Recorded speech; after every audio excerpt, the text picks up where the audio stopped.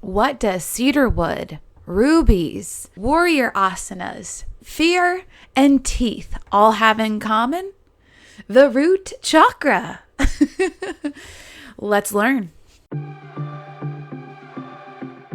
So you've been to a few or maybe many yoga classes and you are hooked. Somehow you feel better, kinder, more connected to yourself and those around you. Your friends view you as a hippie now, and your parents, well, they think it's a phase. Regardless, when you are on your mat, you are home. Yoga teachers and students, come learn how yoga can help you navigate the daily grind, breakups, your anxiety from a place of clarity and compassion. Welcome to the Modern Yogi Podcast, hosted by me, Laura Siljander. Misfits, earthlings, yogis, take a deep breath, check in to see how you're doing, body, mind, and soul, because you have arrived.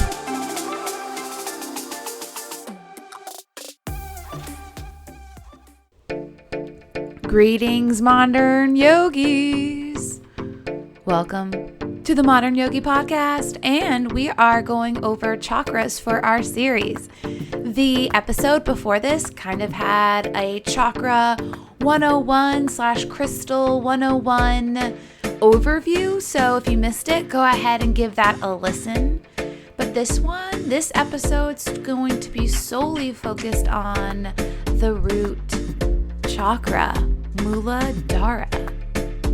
So, quick recap, there are 7 main energy centers or chakras in the body, starting from the base of the spine and it extends up through the top of your head, also known as the crown. Each energy center or chakra is responsible for an aspect of our physical wellness or our emotional and spiritual well-being. It's a different way to view your wellness. Know that these 7 main energy centers can have balanced energy flowing through it, working as it should. Kind of like your bowels, like you eat, it flows through and we release, right? It's nice and functioning, hopefully. Now, sometimes there's excessive energy in these energy centers. If you have too much energy flowing through your digestive tract, you are going to feel that. Not in a good way. Now, same thing with your energy centers. If they are deficient, that could also affect you. Just like your bowels. If there's not enough happening, then you get backed up. Also uncomfortable. So we seek balance. We seek that middle path, as the Buddhists say. Too much energy is not great. Not enough energy is also a different kind of not great. You want that nice balanced feeling. That feeling of eating, digesting, and releasing. Why do I keep talking about poop? I don't know. Maybe because hopefully we all do it. But chakras, energy centers, hopefully runs smoothly like that. And if there's something that disturbs an energy center, it will disturb your body, your peace of mind, maybe even your spiritual practice. Just a reminder though, with energy centers, I always like to bring this up because I feel like it's a little bit neglected. A healthy, functioning chakra opens and closes when it's appropriate. You don't want to open up your heart to everybody. Not everyone should be allowed in. If someone is not trusting or not healthy for you, it's okay. It's a functioning energy center to say, hey, I'm going to close that down for you. I'm going to put on some armor with you. I'm going to set some boundaries with you. I'm going to maybe manage my time with you. So a functioning chakra system does open and close during certain environments, around certain people. You get my gist.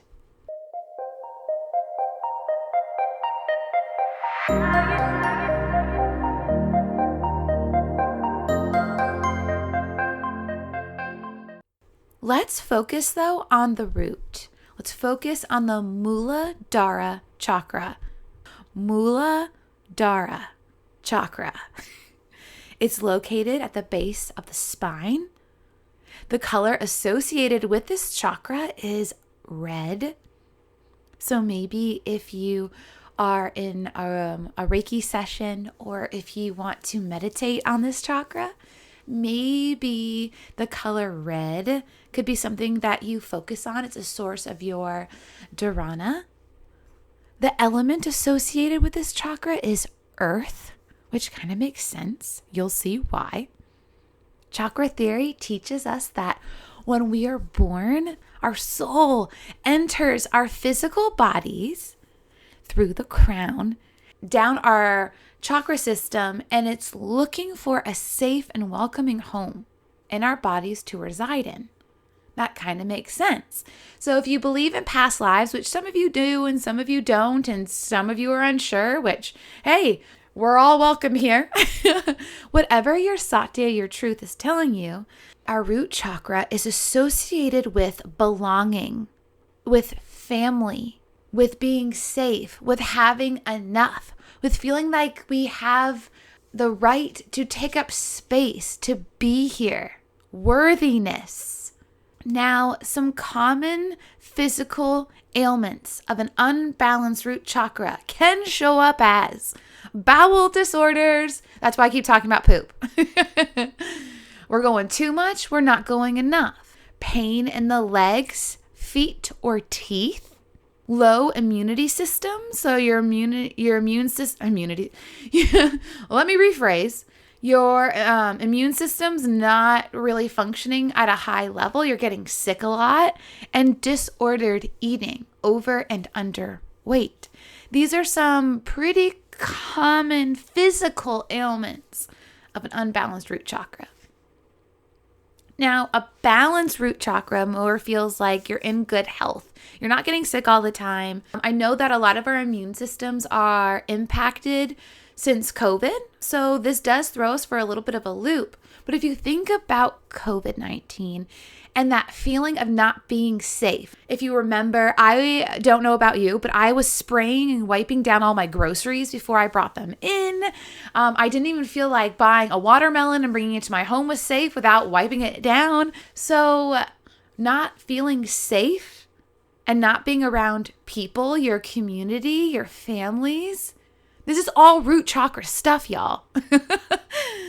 Okay, I digress.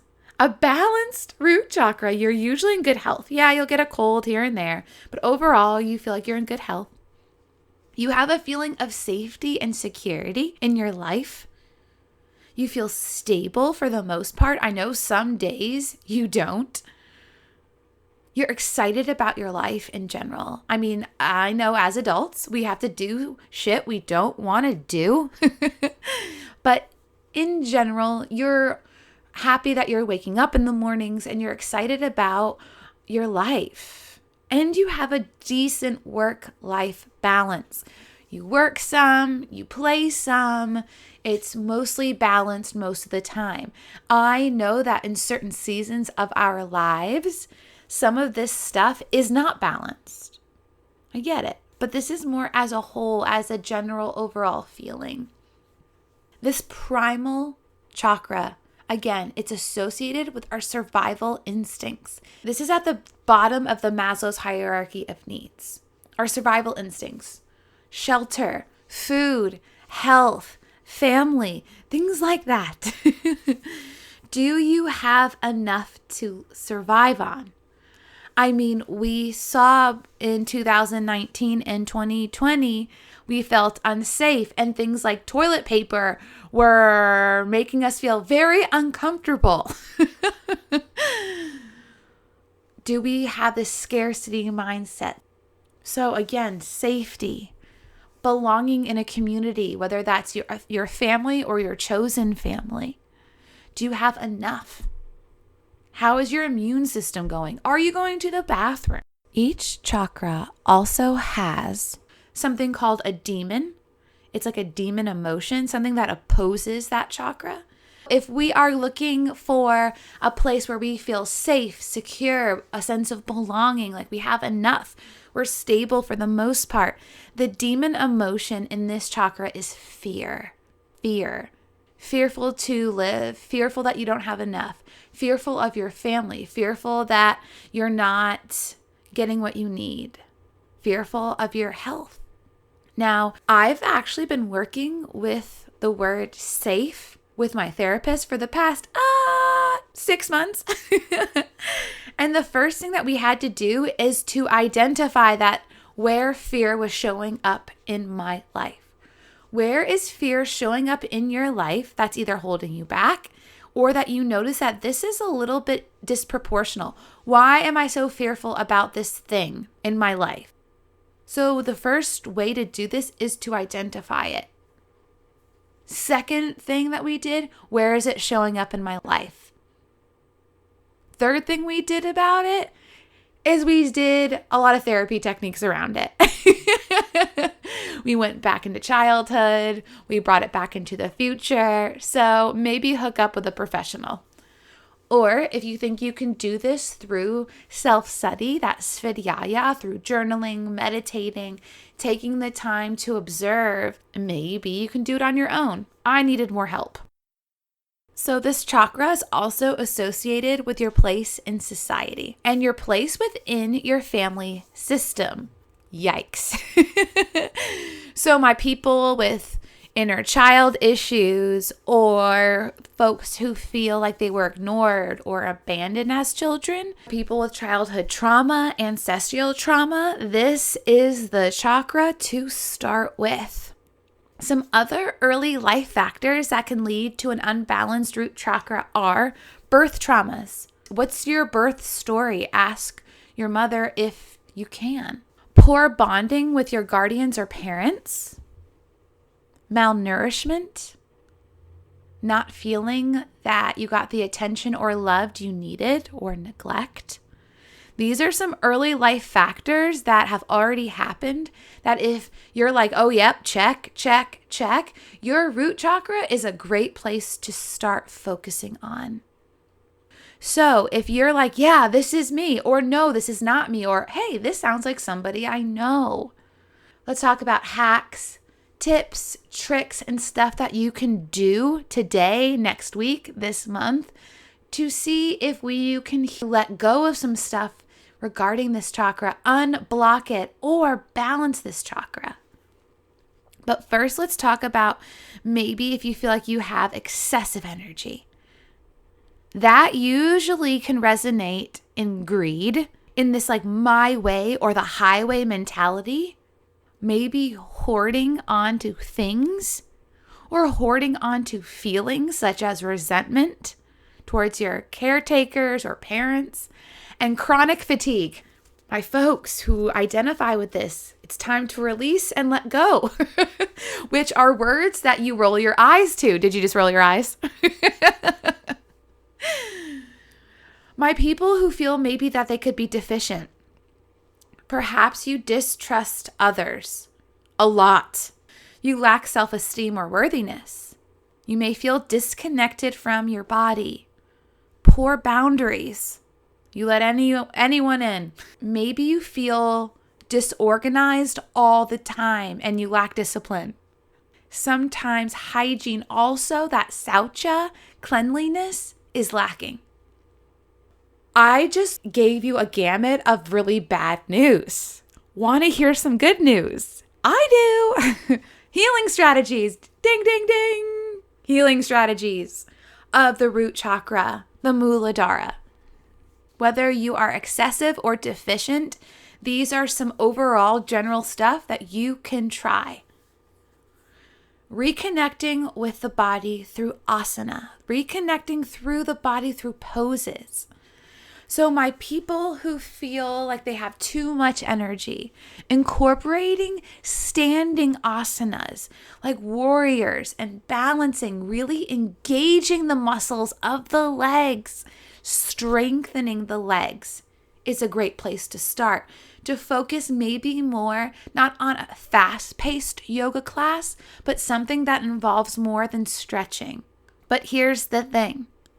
My people who are feeling a little bit like they have not enough energy going to their root, perhaps you need something that engages the legs, but maybe more in a stretching manner. Maybe some dynamic stretches and then some holding of the legs and the lower body. don't neglect your feet. Sometimes at the end of a yoga class, even giving yourself a little foot massage, maybe getting a little tennis or a little golf ball and rolling out your feet. I'm not saying rolling out your feet is going to heal your childhood trauma. I'm not saying that. But I am saying that reconnecting with the body in this intimate way can be helpful. And maybe the next time you go to a yoga class, or my teachers who are looking for a root chakra theme in their classes you're not screaming root chakra, is to move and flow in a yoga class in a way that instead of completing the asana that the teacher is calling out, to move to feel the posture. So when you reach your arms overhead, you feel the muscles of your arms, of your shoulders reaching up, engaging. When you go into a hip opening, to feel the hips open, to actually take the time to feel. So this means a slower kind of movement, not flying through asanas. Partaking in grounding practices such as gardening or pottery. Another grounding practice that is really beneficial is putting your feet in the sand or dirt just for a few minutes, taking some deep breaths. See your friends, you hermits. Go hang out with people that you like. Go have some social interaction. Again, I'm not going to say that having social interaction is going to heal your birth trauma, but this is going to help you maybe connect with people, to trust in people. Maybe get a past life or an ancestral trauma reading. I have a whole episode on that. I'll link to the show notes. Maybe meeting with a professional therapist, life coach, clinical social worker, counselor about some of your early childhood development. Talking about your fears. It's helpful and hard. Consider nourishing your body with root veggies, nuts, and tofu. Perhaps some of the scents you want to consider smelling, diffusing, burning oil are cedar wood and sandalwood. And now, and the reason why you've all shown up to this podcast, do you want to talk about crystals and rocks and stones for the root chakra? Because I do. Let me turn it over to Tanner Speer, and we are going to go over all the things crystals and the root chakra.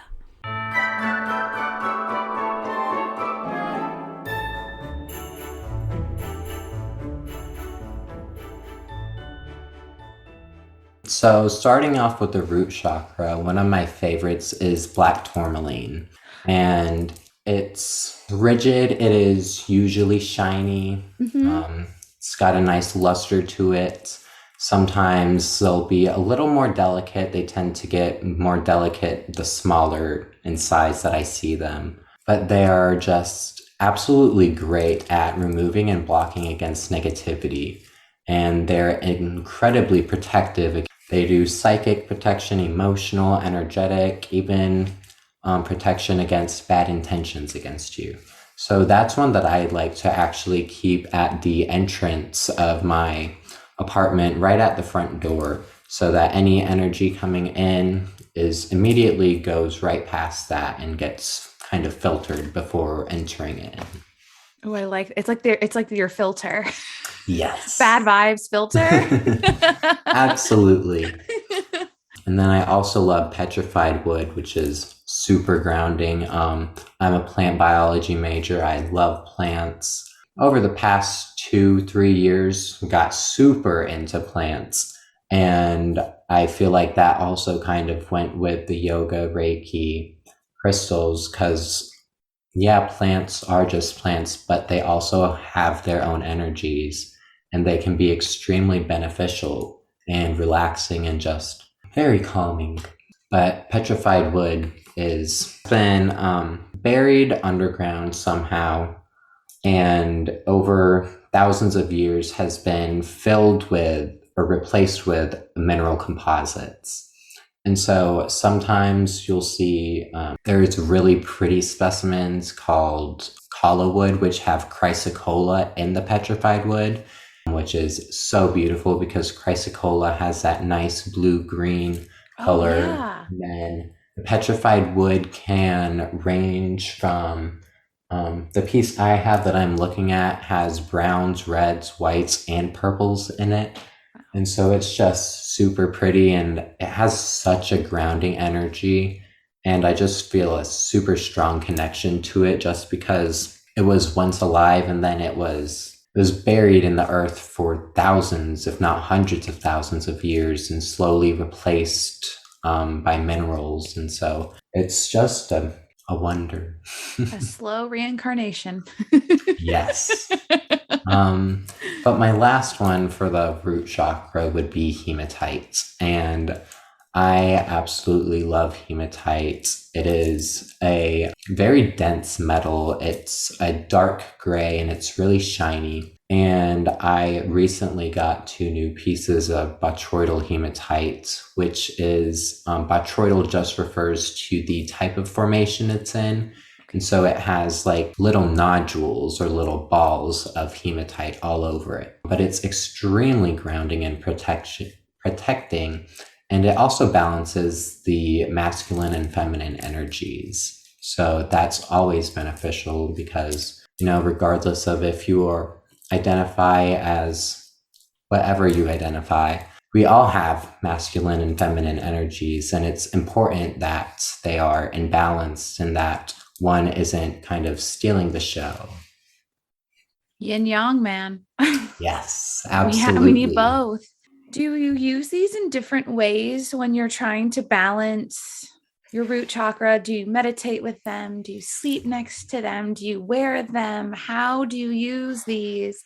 Or you can go with one or all 3. It's your choice. How do you use them? You can use crystals in a variety of ways. Like I said, I have them all throughout the house, just in different rooms, different locations based off of their associations. But then my black kyanite I wear every day. Like I said, I have the black tourmaline at the doorway. The petrified wood is in my Reiki meditation and yoga room.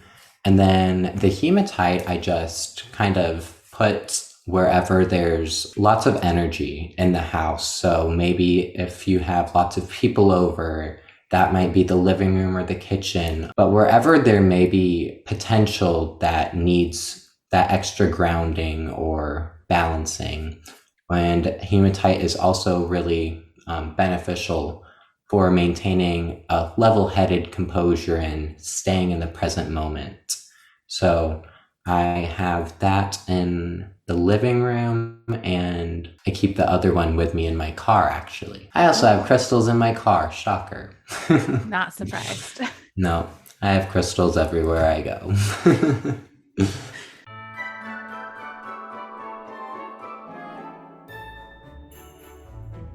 Thank you so much, Tanner, for all of the wisdom.